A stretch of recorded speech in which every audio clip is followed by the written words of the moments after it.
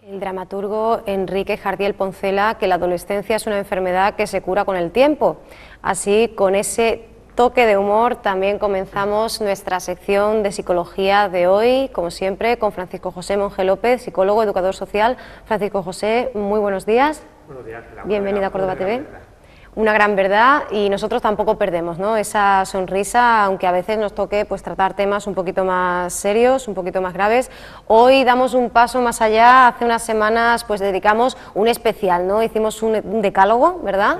Dedicamos 2 semanas a hablar de la educación en el ámbito infantil y ahora avanzamos un poquito más. Yo quisiera preguntarte, Francisco, por pura curiosidad, si es cierto o qué tiene de cierto ese cliché que dice que la adolescencia es el periodo más complicado de la vida de una persona. Bueno, sí y no. Normalmente los padres tendemos a complicarnos más la vida de como realmente es, ¿no?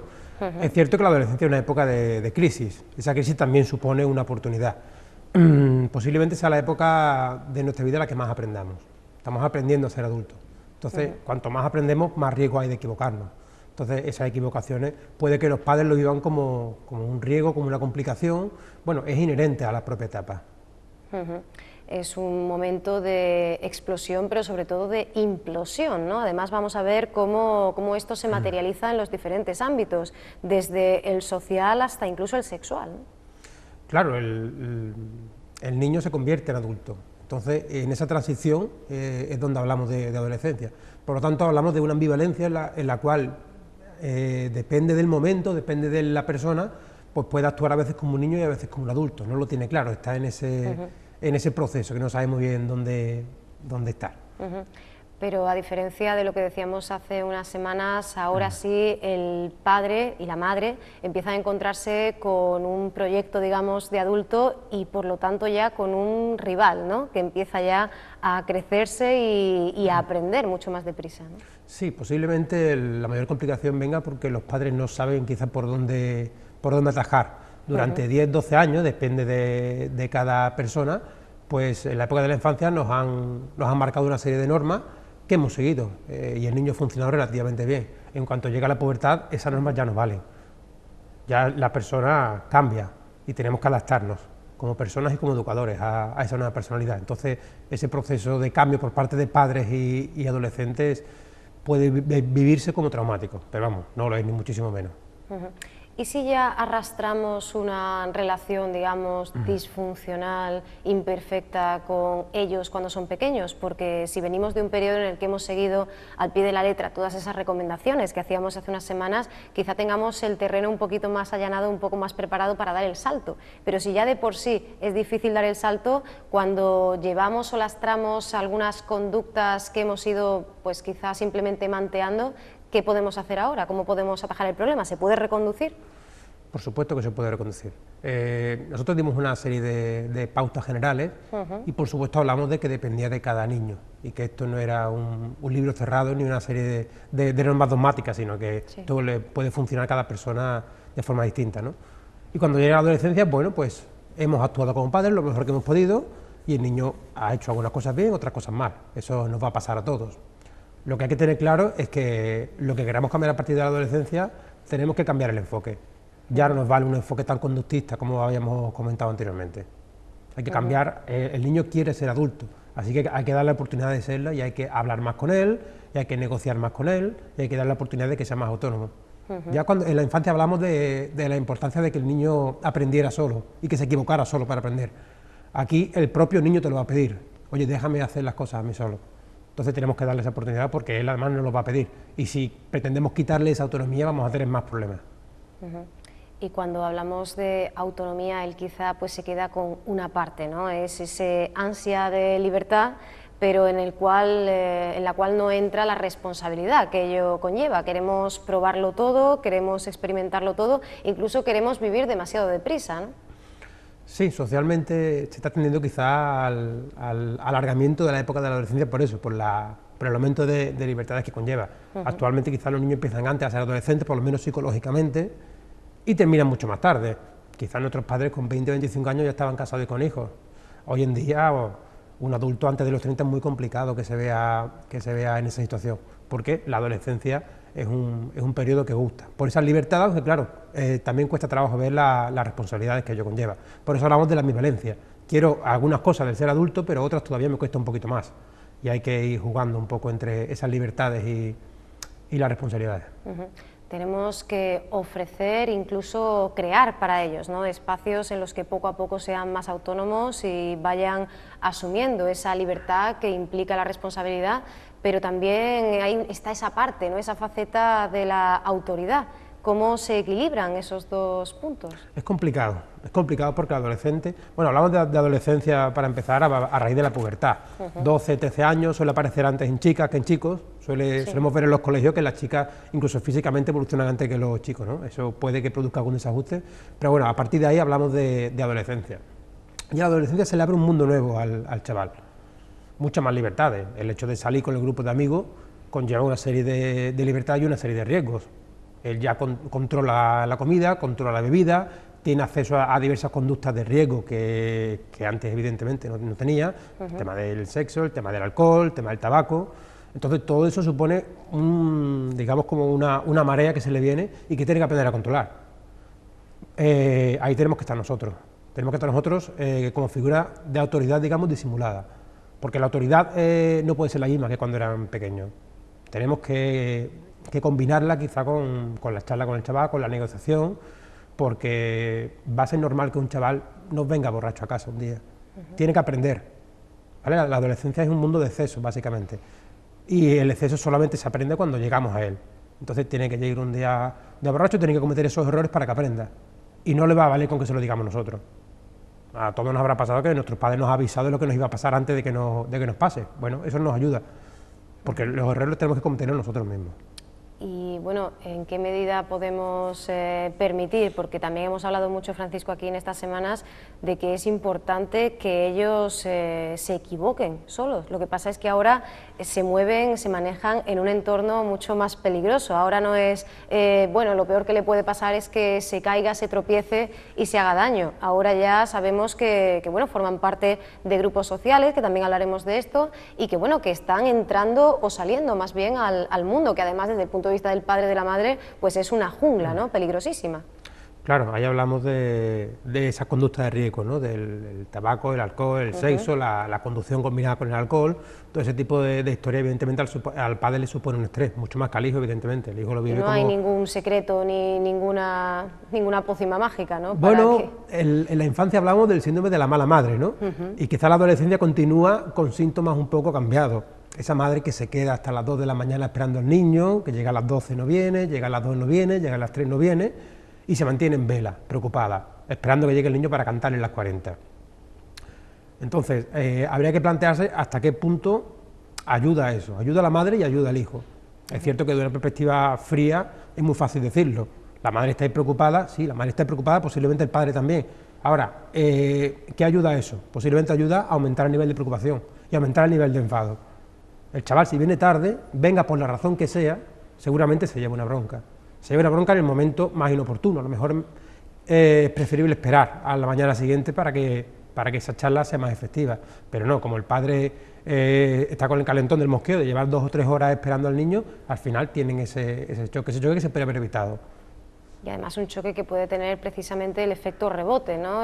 Mientras más me presionas, yo más me alejo. Sin embargo, tampoco podemos caer en la figura del padre amigo, ¿verdad? Claro, la oposición a la autoridad es una de las características fundamentales del adolescente. Se rebelan contra todo. Como tienen que construir su personalidad de adulto, de momento lo que hacen es destruir todo lo que hay a su alrededor y luego ya después empezarán a construir, ¿no?, seleccionando un poco lo que más les guste. Pero a cualquier muestra de autoridad ellos se van a negar siempre, de plano. El no porque no, antes que nada, ¿no? Entonces hay que combinarlo un poco y quizás esas normas que nosotros aplicamos o imponíamos antes a los niños, ahora no se pueden imponer, ahora hay que negociarlas. El diálogo es importante. También los chavales están aprendiendo a hablar, a expresarse, a discutir. Tenemos que dar esa oportunidad de debatir. Entonces, a lo mejor la hora de llegada tiene que ser negociada y a lo mejor las normas de la casa tienen que ser negociadas para que el chaval las acepte de forma más cómoda, digamos, y que sea mejor para todos. ¿Y no nos queda más remedio, Francisco, entonces que esperar a que llegue ese día en el que se produzca esa situación? ¿No se puede preparar o allanar el terreno de alguna manera previamente para que, bueno, evitar en lo posible que, o por lo menos fomentar que ese niño sea lo más responsable que pueda? Bueno, al adolescente, insisto, le gusta discutir, ¿vale? Quizás se pueda promover algún tipo de debate en torno a esas cuestiones, siempre intentando evitar el dogmatismo, el autoritarismo, siempre intentando plantearlo de una forma calmada, porque si actúa como padre, él actualmente se va a rebelar, ¿no? Por eso hablábamos de la figura del padre colega. El padre colega quizá está bien en su justa medida, ¿no? De cara a poder hablar con el chaval, merece la pena utilizar cierto lenguaje que ellos utilizan, bajar un poco a su nivel para empatizar más y para que le cale más lo que queremos decirle. Sin embargo, no podemos estar continuamente en el campo del padre colega. Hay que, digamos, ir alternando el padre colega con el padre real. Y entendemos que aquí también es importante, ya que ellos van a intentar, como decías, romper con todo ese entorno, de alguna forma priorizar, ¿no?, cuestiones. A lo mejor muchas veces nos preocupa más que nuestro hijo o nuestra hija salga de una manera determinada, vestida a la calle, y eso quizá nos despiste, ¿no?, de otras cuestiones más de fondo, ¿no? Sí, los padres se sienten muy angustiados cuando llega la adolescencia porque antes lo podían controlar todos de sus hijos, ahora cada vez controlan menos. El núcleo familiar cada vez se va diluyendo de cara al adolescente, es mucho más importante el grupo de iguales, ¿no? Y quizá a veces la reacción de los padres es seguir intentando controlar todo.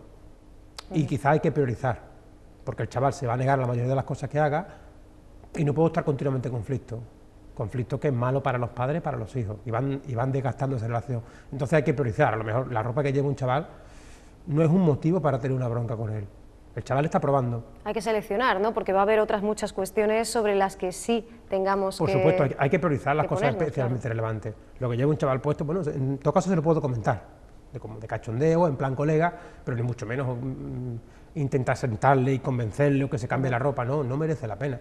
Insisto, hay cosas más importantes en un adolescente que el cómo vaya vestido, y está probando. Seguramente un adolescente tenga diversos looks a lo largo de 5 o 6 años, vaya probando hasta que le gusta algo. Bueno, pues tiene que probar. Y si tiene que probar con una camiseta, digamos, rajada, pues tiene que probarlo así. Y hasta que no lo pruebe, no va a saber si le gusta o no lo vamos a convencer nosotros, por decírselo. Y creo que relacionado con este modo de ejercer la autoridad, incluso vinculado a esta anécdota de la ropa, de cómo van vestidos los adolescentes cuando van, por ejemplo, a su centro de formación, al instituto, es el primer ejemplo que tenemos hoy, ¿no? Una secuencia, de nuevo, de la serie Mujeres Desesperadas. En concreto es el primer capítulo, si no me equivoco, de la 6ª temporada. Volvemos a ver a esa visceral Gabriel Solís, en este caso lidiando con su sobrina. Sí, esta serie, Una mina, la recomiendo muchísimo, y en este caso vemos un interesante antiejemplo de cómo no debería ser un padre con un adolescente. Bueno, pues vamos a ver esas imágenes y ahora mismo las analizamos.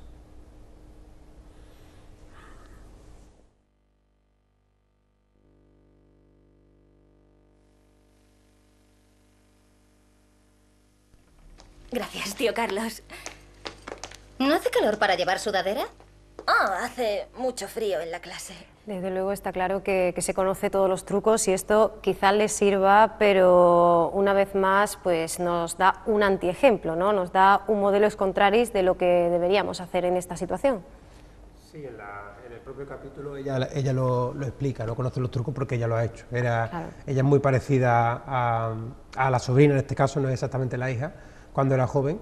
Y es una pena que ella utilice esa experiencia de forma tan negativa para volver a su sobrina en su contra.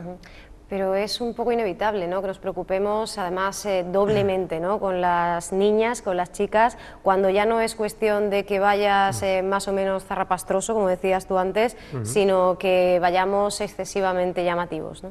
Bueno, yo no he dicho zarrapastroso, pero ese término está mucho mejor que el que yo comentaba antes. Pues sí, en este caso la preocupación es normal, insisto, hay que tener la mente fría para priorizar. ¿Por qué? Pues porque no somos policías de ellos y no podemos estar continuamente controlando. Si nos ceñimos a la escena que hemos visto, posiblemente mañana, ¿qué crees que pasará, Ángela? Pues que volverá a hacerlo y de una forma mucho más evidente, aunque quizá lo que termine sea pues guardándolo en otro sitio o dejándoselo a una amiga, pero en cualquier caso encontrará el camino y la manera de poder lucir ese modelito en clase, ¿no? Efectivamente, tenemos claro que ellos son rebeldes y si la madre ha ganado hoy, mañana tiene que ganar ella y seguramente lo intentará. Y además hay un momento curioso cuando Juanita pues le replica y le dice, contigo todavía puedo, ¿no? Claro, físicamente tenemos que tener claro que esa es la medida que tiene ella de autoridad, ¿no? No podemos con ellos y nos la jugamos. Hay un momento en que ella le dice, quieta. Bueno, y si ella coge la puerta y se va, físicamente puede hacerlo. Ahí, ¿qué tipo de autoridad estamos intentando imponer? Una autoridad falsa. Porque quizás si seguimos pinchándola, ella va a llegar a un momento en que diga, mira, pues no te hago caso. Y no puedes hacer nada ahí. Entonces no tienes que llegar a ese nivel en el enfrentamiento porque puedes perder. Incluso con algo tan personal como la cartera, la mochila, ¿no? Ella llega a hurgarle en sus libros, en sus carpetas, esto tampoco lo debemos hacer en ningún momento, ¿no? Claro, seguramente el día que nuestros hijos lleguen a la adolescencia nos daremos cuenta por la cantidad de puertas cerradas que hay, ¿no?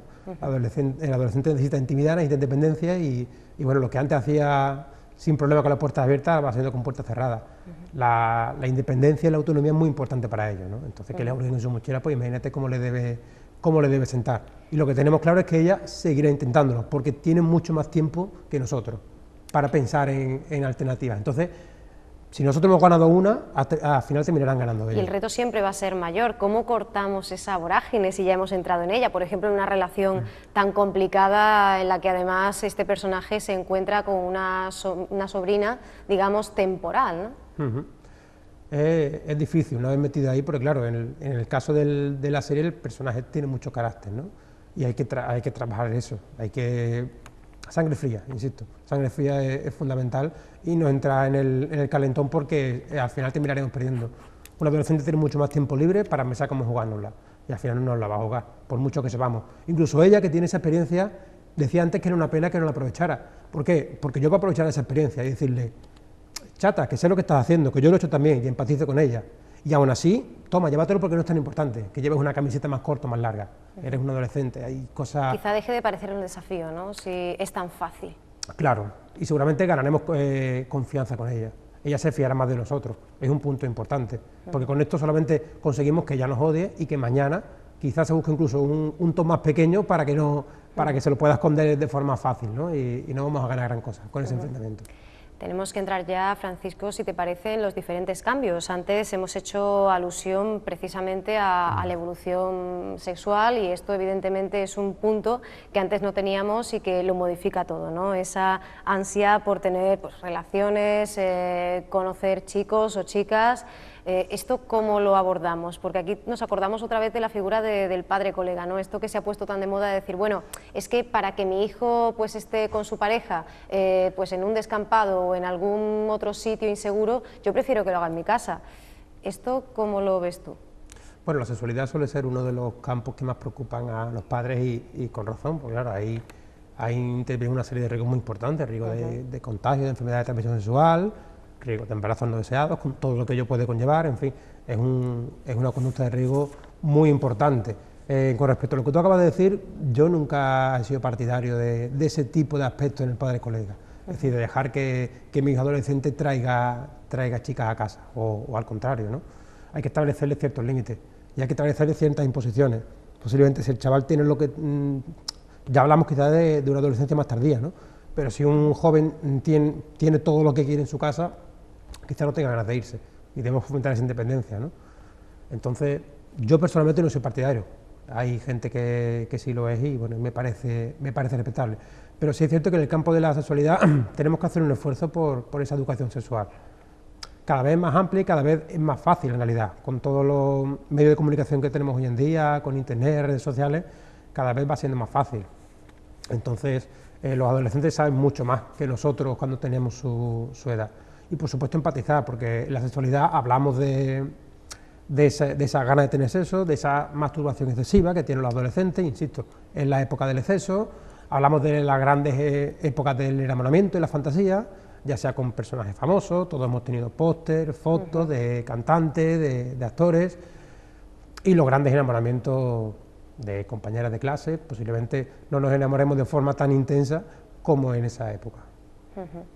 Bueno, y hay otros cambios, ¿no? No es el único ni muchísimo menos, quizá el más profundo sea el psicológico o del que de alguna manera apartan los demás, ¿no? Sí, los grandes conflictos que surgen en el seno de la familia de los adolescentes por esos cambios psicológicos, fundamentalmente esa posición a la autoridad de la que hablábamos antes. El niño ya no es niño, el niño quiere ser adulto, y si quiero ser adulto no puedo dejar que otro adulto me diga lo que tengo que hacer. Entonces ahí es fundamental dejar de imponerse, o intentar imponerse. Quizá al principio lo consigamos, pero el tiempo, como decíamos antes, va en nuestra contra, ¿no? Nosotros vamos hacia abajo y ellos van hacia arriba. Sí, porque además se produce un doble movimiento. Por un lado, para ellos, nosotros hemos perdido autoridad, y también a nosotros nos cuesta muchísimo trabajo tragarnos el ser consejeros y que luego no se sigan nuestros consejos, ¿no? Esto es algo que también tiene que aprender el padre. Sí, por supuesto. No podemos ser directivos, ¿no? Claro, hay que hablar mucho más con ellos. Es irónico porque ellos quieren hablar menos con nosotros, ¿no? Entonces es una época difícil por eso, porque el núcleo familiar es muy poco importante para el adolescente. Sus amigos son sus amigos y son lo más importante, ¿no?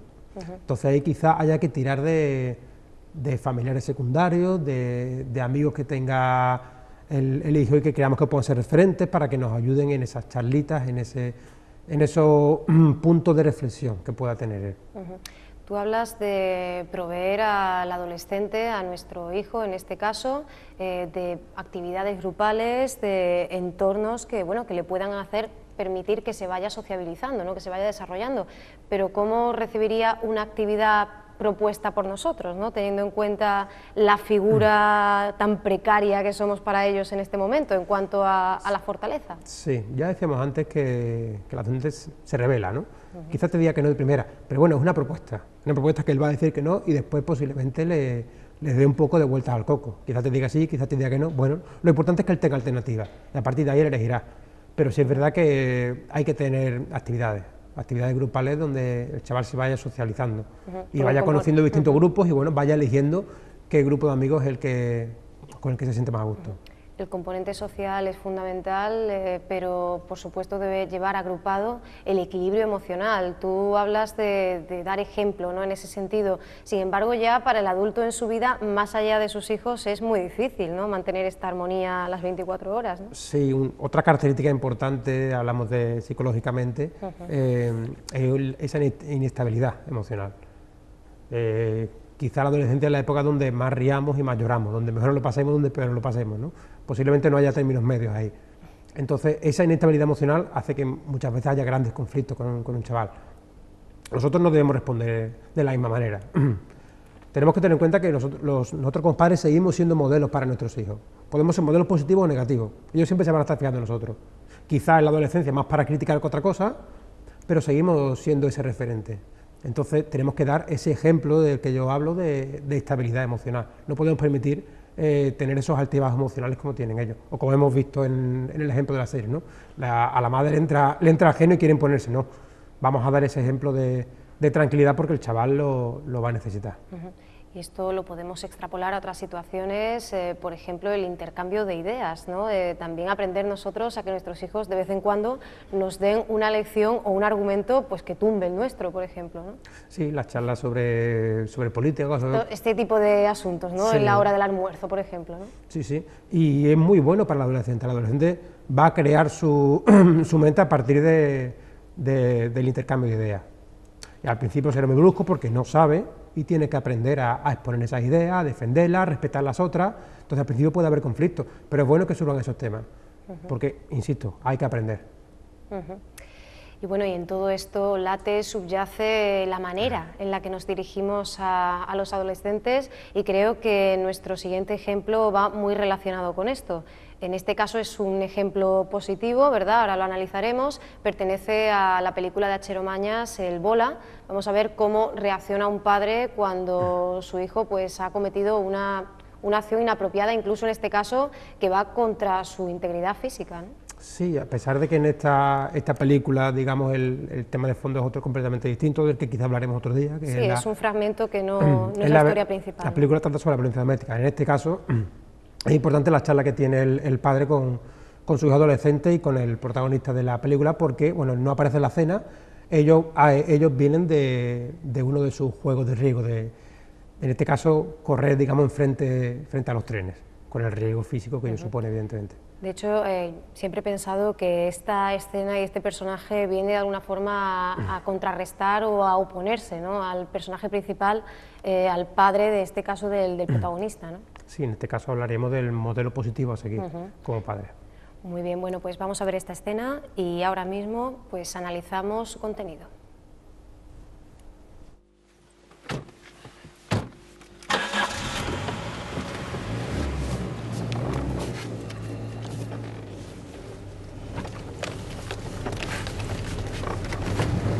Bueno, ¿qué? ¿No vais a contarme qué es eso de los trenes?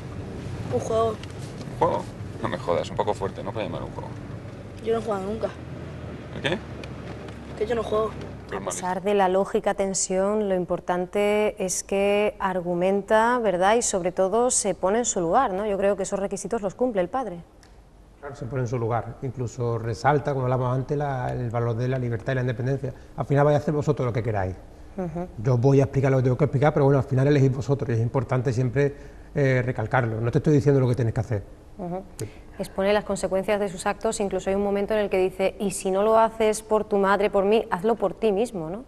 Y además le dice que la vida está llena de cosas muy positivas, ¿no?, que merece la pena ser vivida. Claro, la verdad es que es una charla muy interesante porque además alterna esa autoridad de que hablábamos con el padre colega, ¿no? Incluso el lenguaje que utiliza hace que le llegue el mensaje mejor y al final sonríe, ¿no? Incluso le dice hijos de puta, ¿no?, y se ríe con ellos. Es interesante porque diluye esa autoridad y hace que el mensaje llegue mejor. Aunque aparentemente podamos pensar que le está quitando importancia, lo que hace es diluir ese mensaje para que cale mucho mejor. ¿Y cómo podemos saber en qué momento eso no es contraproducente? Porque efectivamente ahí va mi siguiente cuestión, el que él al final le quite hierro al asunto y se ría con ellos, ¿no puede enviar un mensaje contradictorio al adolescente? Bueno, es una pregunta interesante la que me hace. Ese riesgo existe. Sin duda tenemos que tener claro que la posición del adolescente no nos ayuda nunca a nada. Entonces es preferible quitarle un poco de hierro al mensaje y ganarnos emocionalmente al chaval, ¿vale? Que pueda confiar en nosotros y que nosotros confiemos en él, aunque quizás le quitemos un poco de riesgo. Porque, insisto, no le vamos a convencer de nada con palabras. Y mucho menos con palabras más autoritarias, o palabras serias, o palabras de un padre más formal. Entonces hay que intentar bajar un poco el nivel y alternar como ha hecho él. Incluso llega un momento en que frena el coche, estoy hablando de algo importante, ¿no?, y se pone muy serio con él, y después lo diluye. Esa alternancia quizás sea la mejor combinación. Y el que explicitemos nuestro margen de maniobra, bueno, a tenor de lo que decíamos antes, ¿no?, cuando le dices, es que no soy policía, yo no puedo estar contigo las 24 horas. ¿Esto cómo lo recibe el adolescente? ¿Le da una puerta a una mayor libertad o le hace más consciente y más adulto?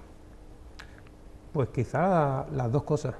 Él sabe que es libre y ahí el padre se lo recuerda, oye, que sepas que eres libre, que vas a hacer lo que tú quieras porque yo no voy a estar aquí pendiente. Incluso después de que hablemos, tú vas a irte del coche, vas a hacer lo que tú quieras, aunque quizás ya eso supone una responsabilidad. No puedo estar pendiente tuya siempre, así que tú eres responsable de lo que quieres hacer. Sabes lo que puede pasar y sabes que vas a hacer daño a tu familia y te vas a hacer daño a ti mismo, que es lo que él dice en la cena, ¿no? Pero al final tú eliges, entonces quizás se le da un plus de responsabilidad en la que a lo mejor el adolescente no había pensado.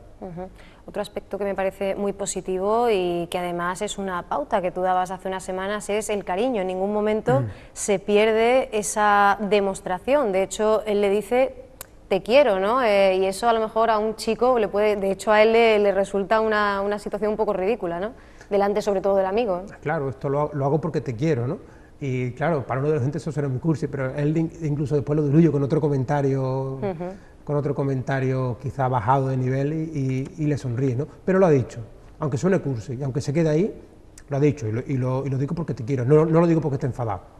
Si lo digo porque te quiero, lo digo por ti. Eso es importante decirlo, aunque pueda sonar cursi o nos cueste trabajo expresar este tipo de emociones. En esta escena, como bueno, por extensión en toda la película, están muy cuidados los detalles y a mí siempre me ha gustado mucho cómo sabe recoger el director ese cierto orgullo, ¿no?, que tienen los dos a espaldas del padre con lo que han hecho, ¿no?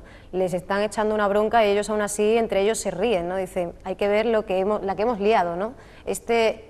Infringir las leyes, ¿no?, que siempre claro, tiene ese puntito y ese aliciente. Esa oposición a la autoridad, en este caso los ha detenido la policía, no aparece en la escena que hemos visto, pero todo esto ocurre, claro, porque lo han detenido la policía y ellos se sienten orgullosos, quizás porque después puedo contarlo. El grupo es muy importante para mí y el juego en que participan ellos lo hacen quizás por pertenecer a ese grupo, esa conformidad social. Yo me revelo ante todo, pero las normas de mi grupo son sagradas, entonces hay esa ambivalencia. Bueno, Francisco, nos tenemos que ir ya, pero antes nos gustaría terminar con unas pautas generales y bueno, recordando que nuestro teléfono, el 957-940111, también nuestro contacto en las redes sociales está para que lo aprovechemos y para que le preguntemos pues lo que queramos a Francisco José. Efectivamente. Así que si quieres podemos cerrar con esas líneas de actuación, digamos, básicas a partir de las cuales empezar a trabajar y bueno, para lo que vaya surgiendo podamos contar contigo en lo sucesivo. Sí, pautas generales. Quizás fundamental sería no etiquetar al chaval. El chaval ya tiene 12-13 años cuando es adolescente, ya quizás tenga la etiqueta de niño malo, niño problemático, niño nervioso, y esas etiquetas no nos ayudan nada. Esas etiquetas ayudan a criticar a la persona, no a lo que hacemos. Si el chaval llega siempre tarde a casa y llega un día que llega temprano, lo primero que pensaremos es, algo le ha pasado. No es que haya cambiado, sino, este chaval siempre llega tarde, pero es así. Y no ayuda ni siquiera al cambio. Si queremos cambiar algo del chaval, etiquetarlo no ayuda a nada. También es muy importante, por ejemplo, que los padres aunen esfuerzos, ¿vale? Tienen que estar de acuerdo en las decisiones y en las prácticas educativas, porque si no, pues, posiblemente el chaval cada vez es más inteligente. Tienen que ser una figura única, ¿no?, de autoridad. Y utilice esas pequeñas indecisiones entre ellos para meterse en medio. El amor incondicional, por supuesto, hay que tenerlo siempre. Y afirmar siempre la independencia y la autonomía de ellos. Ellos tienen que aprender solos. Nosotros vamos a estar ahí siempre para apoyarles. No para decirles, ya te lo dije, que eso no ayuda a nada, ¿vale? Sino para ese apoyo emocional que ellos necesitan. Pero tienen que aprender solos y los padres tienen que ser conscientes de ello. A veces cuando eran adolescentes, yo se lo digo muchas veces a las madres, a veces ya solo nos queda, cuando salgan por la puerta, rezar y bueno, y a ver cómo viene y apoyarle, ¿no? Porque van siendo adultos y tienen que aprender ellos solos. Y esperar que hayamos sembrado bien, ¿no? Que dentro pues, de las situaciones en las que pueden verse envueltos todos los adolescentes o casi cualquiera de ellos, que hayan aprendido, ¿no? Que se vayan con un poquito ya de madurez de casa, ¿no? Claro, y aprovechar esos pequeños momentos en los que el adolescente quiere hablar, aunque sea discutiendo, para hacerlo y para hablar de temas que pueden ser importantes, no de la ropa que uno tiene que llevar puesto, ¿no? Hay temas mucho más fundamentales en la adolescencia. Bueno, Francisco, pues te agradecemos muchísimo que hayas estado hoy con nosotros, un viernes más. Para la semana que viene tenemos un tema totalmente distinto. Sí, un tema que a mí personalmente me fascina. La comunicación no verbal, ¿verdad? Efectivamente, cómo nuestro cuerpo manda mensajes, a veces de acuerdo, a veces en desacuerdo con lo que podemos hablar. Pues de aquí podemos aprender todos, tengamos la edad que tengamos, ¿verdad? Sí. Porque todos enviamos constantemente, ¿no?, mensajes de una forma, en la mayoría de los casos, totalmente inconsciente, ¿no? Sí, sí, por supuesto. Aquí ayudaremos quizá a hacer un poco consciente y a que haya coherencia entre eso que decimos y lo que hacemos. Claro, que esto nos puede ayudar en situaciones como, por ejemplo, pues bueno, algo tan cotidiano, tan normal como una entrevista de trabajo, ¿no? Sí, por supuesto, eso lo miran mucho, o incluso cualquier conversación con un amigo podemos tener más información que la simplemente verbal. Lo veremos la semana que viene. Muy bien, bueno, pues la semana que viene lo veremos, pero también dedicaremos un espacio a responder esas consultas que vayan surgiendo, así que hasta entonces, Francisco José Monge López, muchas gracias por haber venido y bueno, hasta pronto. Hasta pronto.